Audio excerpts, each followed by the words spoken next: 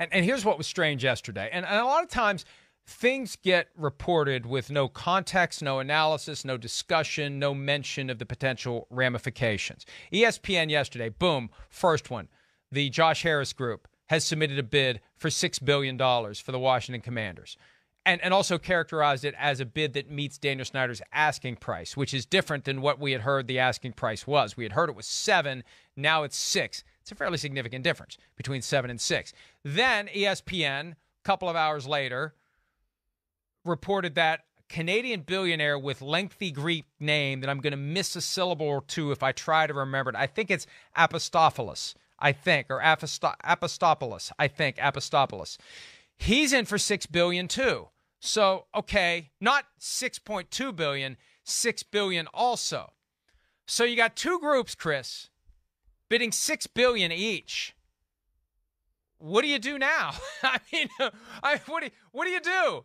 How do you choose? And this is the point I made yesterday, and I did it kind of tongue-in-cheek, but it's one of the things that I've said in the past as somebody who tries to be an advocate for fans generally.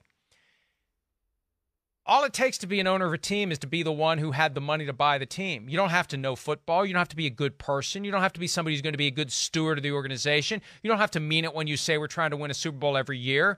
You don't have to treat it like anything other than your own personal piggy bank, right? How do you choose between $6 billion here and $6 billion here? And if I was a fan of the Commanders, I sure as hell would hope that he sells it to the one that's going to be the better owner for the best interest of the team and really wants the team to thrive and isn't viewing it as some investment or whatever. Somebody who wants this team to be great and knows how to get there. Now, we may not know which one that is, but I sure hope if all things are equal, it goes to the one who's going to be the better owner. Yeah, I definitely. I mean, there's some value, some competitive, tangible value to the owner and the money he's got, the cash he's got, and, his willingness to take some risk, right? I mean, you and I know a very real part of, free agency and big contracts a lot of the times is, hey, the team who's got cash at hand right now that can pay it.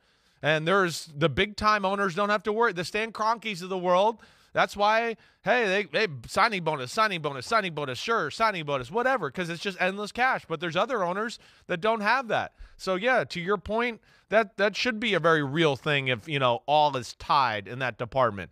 And then again, too, yeah, you want an owner as a fan that you just go, yeah, we understand it's a business, but, you're really rich. So, so what if it doesn't work out totally in your financial benefit here? We just, try to put us in the best part to win. I know that's easier said than done when it's not your own money, but I think that's, as the fans, that's kind of what we want from our owners.